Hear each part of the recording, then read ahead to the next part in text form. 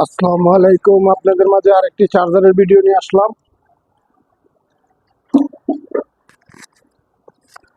ভিডিওটা হলো, এই চার্জারটি হঠাৎ করে বাস্ট হয়ে গেছে। বাস্ট হয়ে যাওয়ার পরে আপনার 45-18 দুইটা মসফেট কেটে গেছে। কেটে যাওয়ার কারণে আমি এটা এখন লাগানি পর্যন্ত আপনারা লগে থাকুন, ভিডিওটা দেখতে থাকুন।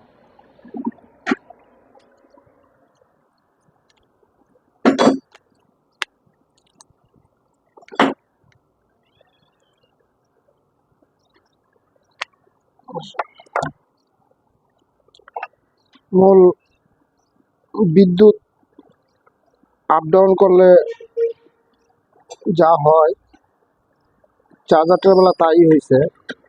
আসলে কারেন্টে ভোল্টেজ আপ ডাউন করছে, তো আপ ডাউন করার কারণে এই চার্জারটি মসফেট দুইটা কেটে গেছে, একটা রেজিস্ট্যান্স কাটছে। তো আশা করি আমাদের সমস্যাটা সমাধান হয়ে যাবে।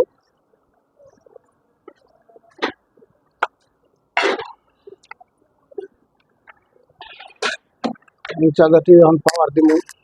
আর সবসময় আপনারা একটা জিনিস ব্যবহার করবেন, সিরিজে ব্যবহার করে চেক করবেন। সিরিজে ব্যবহার করলে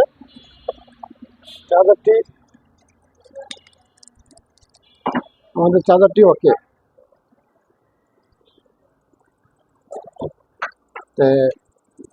আশা করি ভিডিওটা ভালো লাগলে আপনারা লাইক কমেন্ট শেয়ার করবেন। ধন্যবাদ সবাইকে।